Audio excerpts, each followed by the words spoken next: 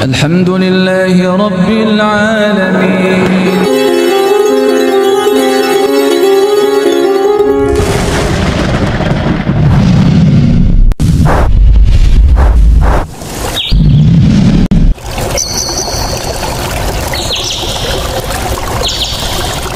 Dikala kita sudah meyakini suatu kebaikan, itu seyukianya tidak kita tunda, karena kita tidak tahu sedetik kemudian terjadi apa, nggak tahu.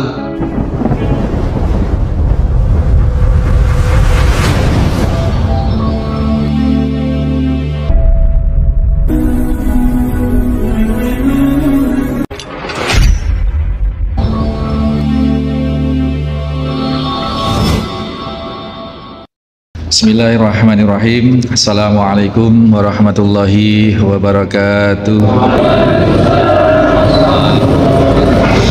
Innal hamdalillah nahmaduhu wa nasta'inuhu wa nastaghfiruh wa na'udzu billahi min sururi anfusina wa min sayyiati a'malina. May yahdihillahu fala mudhillalah wa may yudlil fala hadiyalah. Ashhadu an la ilaha illallah wahdahu la syarikalah. Ashhadu anna Muhammadan abduhu wa rasuluhu la nabiyya ba'dah. Allahumma salli wa sallim wa barik ala Muhammadin wa ala alihi wa sahbihi wa mawalah.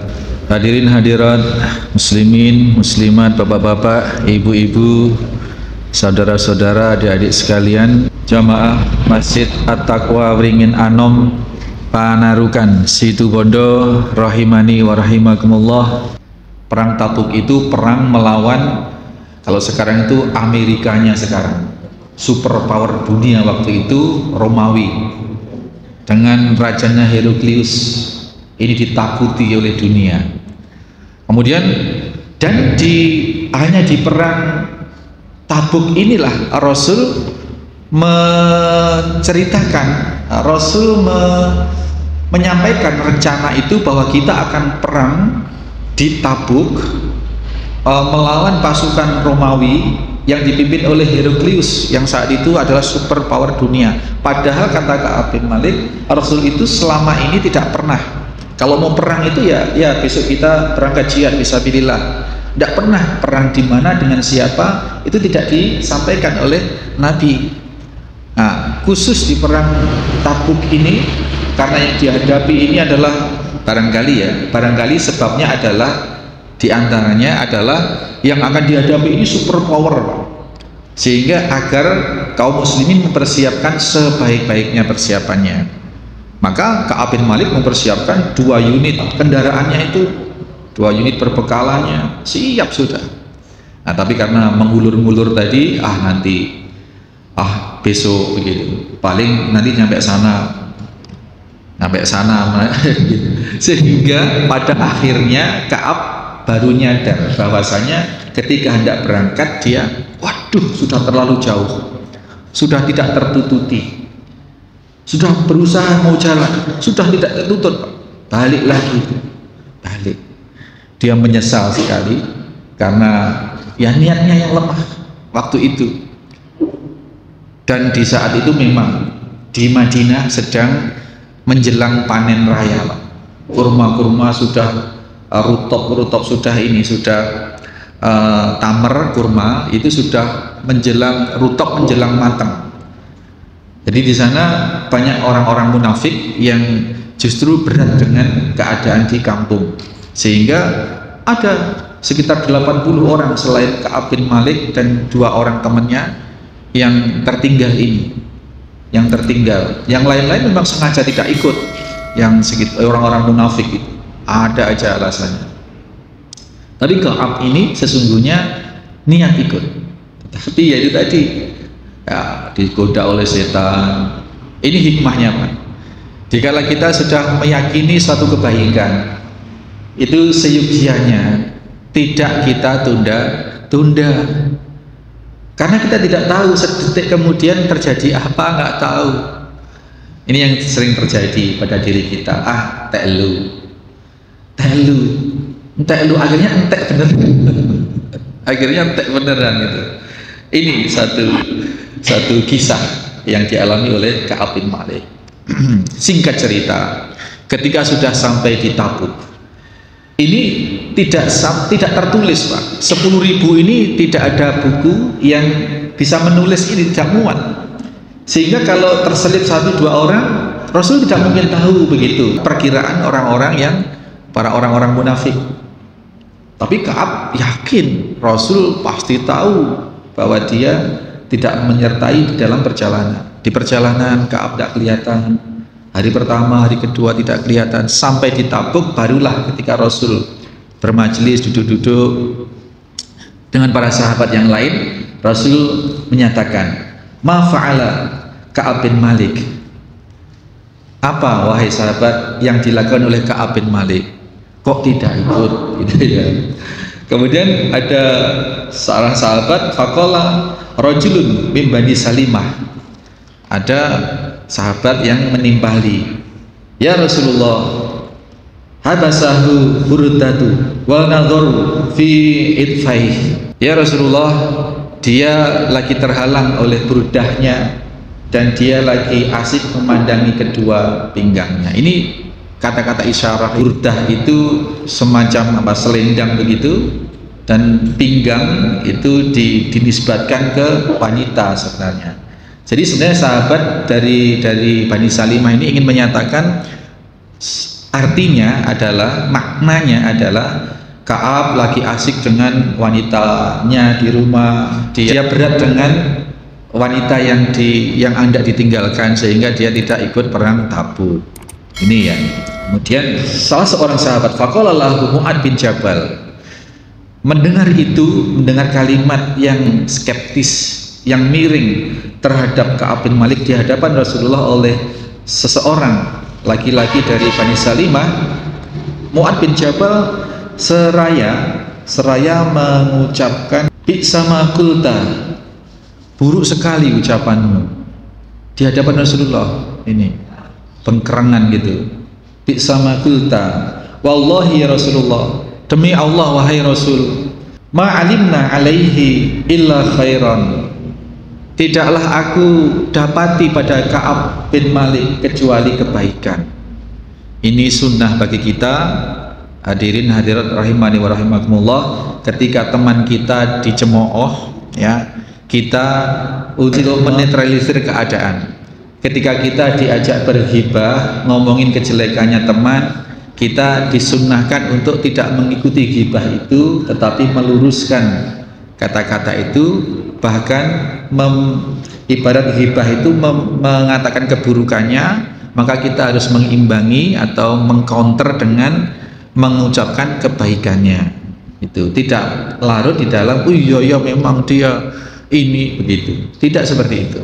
Nah, ini adab akhlak seorang muslim kepada sesama ikhwanul muslim, sesama teman semuslimnya. Kemudian Rasul diam, ya sudah nggak usah dibahas, diam, dan menyatakan yang lain sambil menunggu Heraklius, karena sudah janjian, sudah saling kirim surat, saling kirim informasi itu untuk janjian perang di Tabuk. Nah, di lembah Tabuk, di daerah Tabuk ini ditunggu Pak, sehari, 2 hari, 3 hari. Pasukan Romawi ini nggak nongol. Pasukan Romawi ini tidak tampak hadir, tidak datang. Nah, rupanya pasukan yang sedemikian mendunia itu gentar, takut Heraklius itu dengan wibawa kaum muslimin. Dan ini keistimewaan yang kedua, selain itu jawami'ul kalim, keistimewaan yang kedua yang diberikan oleh Allah kepada Rasul yang tidak diberi oleh kedengaran dan diberikan kepada Rasul yang lain adalah nusirtu birabbi masiratu syahrin. Dijadikanlah musuhnya itu gentar dari jarak 1 bulan perjalanan. 1 bulan perjalanan itu ya 1000 kilo kurang lebih Pak. Jadi dari jarak 1000 kilo itu musuh Islam yang dihadapi, musuh Islam di kala Nabi Sallallahu Alaihi Wasallam, Allah memberi rasa gentar atau takut atau khawatir atau apapun kepada hati musuh. Ini istimewaan kedua. Pertanyaannya sekarang Pak, kenapa di zaman ini musuh Islam itu tidak ada takut-takutnya kepada kita kaum muslimin? Karena apa kira-kira? Bedanya dengan kaum muslimin waktu zaman Rasulullah Pak? Bedanya apa? Ya, kita bisa bayangkan kualitas kaum muslimin kita di zaman ini. Tidak ada takut-takutnya musuh Islam itu melecehkan, ya, membuat karikatur lah, membuat pernyataan-pernyataan di media sosial, membuat majalah yang melecehkan. Nggak ada takut-takutnya. Kita diejek sedemikian rupa dikarenakan umat Islam memang sekarang ini tidak melaksanakan apa yang Rasul ajarkan secara benar. Kebid'ahan dianggap satu kebanggaan, kemusyrikan, ya, dilakukan dengan berbungkus ibadah, ya, kesana kemari, kuburan sana kuburan sini, mencari berkah. Itu di antaranya itu, sehingga wibawa kaum muslimin di mata musuh dihilangkan oleh Allah Subhanahu wa taala, sehingga ya yang terjadi seperti itu. Israel yang sak cuil sebenarnya itu menantang seluruh dunia dengan membantai setiap hari orang-orang kaum muslimin di Palestina. Itu mayoritas kaum muslimin di dunia ya tidak berbuat apa-apa yang punya kemampuan. Ya, Uni Emirat Arab justru kemudian malah berdiri di pihak sana, meskipun secara negara per negara mengecam Israel. Itulah maka wibawa kaum muslimin hari ini sepertinya diangkat oleh Allah atau diambil oleh Allah, sehingga musuh Islam tidak ada takut-takutnya, tidak ada takut-takutnya sama sekali. Nah kemudian karena ditunggu 20 hari tidak datang, ya kemudian Rasul pulang bersama pasukan ini. Jadi 20 hari nganggur Pak. Bikin kemah di sana nganggur. Nah kemudian pulang mendekati sebelum memasuki kota Madinah, sebagaimana biasa Rasul ketika habis bepergian itu mendirikan kemah, menginap 1 malam, dan kemudian mengirim utusan untuk mengabarkan ke Madinah, ke keluarga, untuk bahwasanya mereka yang jihad, yang berangkat jihad fisabilillah sudah pada datang. Ini mengabarkan pada keluarganya. Ini kesunahan Pak. Kalau kita dari bepergian jauh beberapa hari, kita kalau pulang itu tidak disunahkan untuk datang tiba-tiba bikin kejutan, tiba-tiba nongol di rumah, apalagi malam-malam. Ini yang diajarkan Nabi. Nabi mengajarkan sedetil itu loh Pak. Nyampe di perbatasan Madinah sudah sore. Beliau tidak langsung masuk kota Madinah, karena kalau masuk nanti nyampe rumah malam. Kita bisa bayangkan istrinya belum tahu informasi bahwa suaminya akan datang. Ya akhirnya rumah belum ditata, 20 hari tidak ketemu loh Pak. Itu kadang ada yang 1 bulan peperangan itu, karena bukan perangnya yang lama, tapi perjalanannya juga lama. Nah sedemikian adab Rasulullah Sallallahu Alaihi Wasallam, mengabarkan ke keluarga agar istrinya mempersiapkan diri, mempercantik diri, rumahnya ditata, menyiapkan makanan apa, seperti itu. Tidak datang tiba-tiba nongol, ya seperti itu. Nah kesunahan ini bisa kita untuk di zaman-zaman ini kita tidak harus menginap Pak, karena inti dari pensyariatan itu adalah mengabarkan kedatangan suami. Misalkan suami ke Singapura, jangankan sudah nyampe di bandara Juanda atau bandara Blimbing Sari, mau berangkat dari Singapura sudah bisa ngirim kabar sudah Pak, lewat WhatsApp, Instagram, telepon. Nah ketika sebab hukum itu ilatnya sudah hilang, maka hukumnya berubah, tetapi substansinya tetap kita harus mengabari orang yang di rumah bahwa kita akan sampai di rumah hari ini jam sekian gitu. Ini jadi tidak harus nginap. Dan di sini dinyatakan Rasulullah SAW ketika memasuki kota Madinah, beliau tidak langsung ke rumah, tetapi ke masjid. Ini sunnah yang sering kita lupakan. Kalau kita dari bepergian safar, Pak Uyono dari Bogor, Pak siapa lagi dari mana pulang, dan dari umroh misalkan, tidak langsung ke rumah, tapi ke masjid terdekat sholat sunnah 2 rakaat. Sebagaimana kalau hendak berangkat itu ada sholat sunnah safar namanya 2 rakaat di rumah, tetapi pulangnya itu disunnahkan sholat sunnahnya di masjid. Nah kemudian ketika Rasul sudah sholat sunnah dari perjalanan pulang dari perang Tabuk itu, seperti biasa orang-orang yang tidak ikut perang itu pada sowan, Pak. Pada sowan untuk meminta permakluman, mengutarakan alasan-alasan. Sekitar ada 80 orang. Para orang-orang munafik, ya, itu, dan Rasul tidak menolak alasan mereka. Ya Rasul, maafkan saya, mintakan ampun saya kepada Allah, saya tidak ikut perang Tabuk karena saya harus merawat ibu saya. Iya, alasanmu diterima, semoga Allah mengampuni. Rasul tidak ngurus mana ibumu. Gitu, tidak ada ngurus gitu. Masa ibumu sakit beneran? Iya tak? Enggak seperti itu Rasul. Ya Rasul, saya tidak ikut perang di dalam perang Tabuk ini karena kondisi saya tidak fit.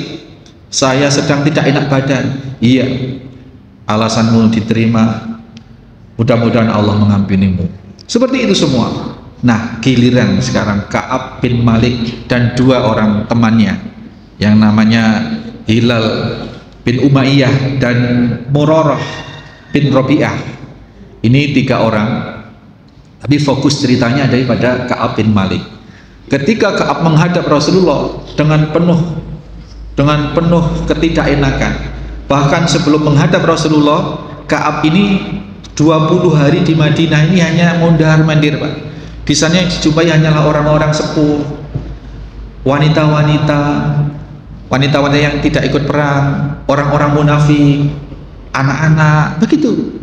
Dan menjelang kedatangan Nabi SAW, Ka'ab bin Malik ini minta masukan atau diskusi dengan anggota keluarganya yang dianggap cerdas. Bagaimana aku bersikap kepada Rasulullah nanti ketika Rasul datang? Saya tidak ikut perang Tabuk. Wah, dikasihlah masukan begini. Nah, pada akhirnya Ka'ab bin Malik bertekad untuk jujur, Pak. Untuk berkata jujur. Ini. Kemudian ketika Ka'ab bin Malik menghadap Rasulullah SAW dengan mengungkapkan alasan-alasan, ya Rasulullah, sesungguhnya apabila yang ada di hadapan saya ini bukan engkau Rasul, tentu aku bisa beralasan ini dan itu dan ini dan itu, dan engkau akan memaklumi dan engkau akan meridhoiku. Tetapi karena yang ada di hadapan adalah Rasul Allah Rasul Allah yang pasti mengetahui apa yang saya sampaikan, maka saya tidak berani berdusta di hadapanmu ya Rasulullah. Sesungguhnya saat perang Tabuk diceritakan, kondisi saya sangat prima, bahkan saya sudah mempersiapkan 2 kendaraan, tetapi karena kelemahan hati saya, pada akhirnya saya tertinggal, tidak bisa nututi. Artinya Ka'ab ini sebenarnya sudah berniat, sudah bersiap, dan bahkan sudah beriktikad untuk menututi, mengejar, tetapi tidak terkejar itu. Ya karena keteledoran dia dari awal. Apa yang dikatakan oleh Rasulullah SAW, kalau yang lain dinyatakan iya, alasanmu diterima, semoga Allah mengampuni. Terhadap Ka'ab bin Malik, Hilal dan Murarah ini, Rasulullah menyatakan bahwasanya amma hadza faqad sadaq, yang kau katakan itu wahai Ka'ab benar adanya. Fakum, maka kamu berdirilah hatta yaqdiyallahu fik, hingga datang keputusan Allah terhadapmu. Ini Pak, berat. Tunggu wahyu mau diapakan Ka'ab dan Hilal dan Murarah ini. Rasul sendiri tidak memutuskan kala itu. Wah, ini masih PR, Pak. Ka'ab bin Malik tetap tidak bisa tidur. Kemudian Rasul SAW memerintahkan di saat menunggu keputusan Allah apa. Ini Rasul sudah diperintahkan oleh Allah untuk memerintahkan kepada segenap kaum muslimin untuk tidak berbicara kepada Ka'ab bin Malik, Hilal bin Umayyah dan Murarah bin Rabi'ah. Nggih Pak, diisolasi secara komunikasi. Ya udah, dia Ka'ab bin Malik ini kalau sholat berjamaah ya sholat berjamaah, tapi tidak satu pun orang yang bicara sama dia. Ayo Pak, coba. Ayo, kalau kita seperti ini bisa-bisa bunuh diri kita Pak. Bahkan Pak, bahkan karena hilal ini, masa diajak ngomong tidak ada yang mau, diajak ditanya tidak ada yang mau, ucap salam saja Pak. Salam ini kan jawab wajib. Toh demikian orang-orang tidak menjawab salam. Sampai Ka'ab menceritakan ketika di masjid, kedapatan Rasul itu sebenarnya melihatin wajah si Ka'ab, dilihat. Tapi ketika saya melihat Rasul, Rasul memalingkan wajahnya. Seperti itu, curi pandang Pak Rasulullah, curi pandang. Akhirnya satu hari Ka'ab ini memberanikan diri untuk berucap salam kepada Rasulullah. Masa iya Rasul Shallallahu Alaihi Wasallam tidak menjawab salam, bersalam kepada Rasul ketika selesai sholat jamaah, mendekat, diklu Pak, tidak berani lihat Pak. Ka'ab diklu, Assalamualaikum ya Rasulullah, sambil ngelirik, ngelihat jenggotnya Rasul gerak apa enggak, mungkin gerak jawab, tidak gerak Pak. Masya Allah, betapa nelongsonya. Sampai-sampai suatu hari, karena saking putus asanya ya dengan keadaan itu, dia mencari hiburan, dia ingin menghibur diri. Dia datanglah ke sepupunya Abu Qatadah dengan melompati tembok rumah. Datang ke Abu Qatadah, dia ingin mengkonfirmasi kepada Abu Qatadah, wahai Abu Qatadah, engkau sangat mengenal aku dan aku sangat mengenal engkau. Karena memang selain sepupu juga mukhalid Pak. Ini sahabat yang mukhalid, tahu jeroan isi hati, tahu jeroan dalamnya Ka'ab bin Malik, dan Ka'ab bin Malik juga paham jeroannya Abu Qatadah itu. Dia sampai ingin mengkonfirmasi sesuatu dalam rangka menghibur diri. Dia menyatakan bahwasanya, hal ta'lamuni uhibballahi wa Rasulullah, bukankah engkau mengetahui wahai Abu Qatadah bahwasanya aku sedemikian mencintai Allah dan Rasulullah? Fasakata. Jadi dia diam. Fa'uddatu, dan aku mengulangi pertanyaan itu. Fasakata. Dia diam sampai 3 kali, dia diam. Sampai 3 kali barulah Abu Qatadah menyatakan, Allahu wa Rasuluhu a'lam. Gitu Pak. Bukankah engkau paham wahai Abu Qatadah bahwa aku sedemikian mencintai Allah dan Rasulnya? Misalkan dijawab, iya aku tahu, itu sudah lega Pak. Tapi dia diam sampai diulang 3 kali baru mengatakan Allah wa Rasuluh a'lam. Akhirnya sampai segitunya dia pulang menangis, melompati tembok lagi. Ka'ab bin Malik itu sampai sedemikian, sampai pada akhirnya ketika Ka'ab bin Malik ini berjalan-jalan di pasar, ada seorang yang mencari-cari nama Ka'ab bin Malik. Wahai orang-orang, siapa di antara kalian yang bisa menunjukkanku siapa yang mana Ka'ab bin Malik? Para sahabat ya dikenal Ka'ab itu Pak. Ya itu dia orangnya itu. Kemudian orang ini adalah utusan dari negeri lain, dari seorang pendeta di negeri yang lain, mengirim surat. Dibukalah surat oleh Ka'ab bahwasanya kabar tentang engkau telah kami dengar dari negeri kami, dan engkau tidak selayaknya mendapat perlakuan seperti ini di kalangan kaummu, maka kamu hijrahlah ke negeri kami dan engkau akan kami muliakan karena keluhuran budimu. Tinggalkan Islam, masuklah ke dalam agama kami di negeri kami dan engkau akan aku muliakan, engkau akan kami muliakan. Seperti itu Pak, sampai seperti itu. Jadi kabar ini berlaku sudah berpuluh-puluh hari. Kemudian apa yang terjadi? Kalau ini tidak kuat iman Pak, di situ sudah ditiadakan, di situ sudah tidak diorangkan, nggak ada orang yang mau bicara sama sekali. Coba datang tawaran emas, ayo di kampung, ayo keluar dari Islam, tinggal di kampung kami dan akan kami berikan kedudukan, berikan kami rasa toleransi yang besar. Tetapi Ka'ab segera beristighfar dan menangkap bahwa ini adalah di antara ujian dari Allah Subhanahu wa taala. Maka seraya dia menyalakan tungku pembakaran roti dan surat itu dibakar. Nah, sampai hari ke-40 dari boikot komunikasi tadi itu, sanksi sosial luar biasa ini, Pak. Itu kita didiemin 1-2 teman aja sudah rasanya kayak gimana.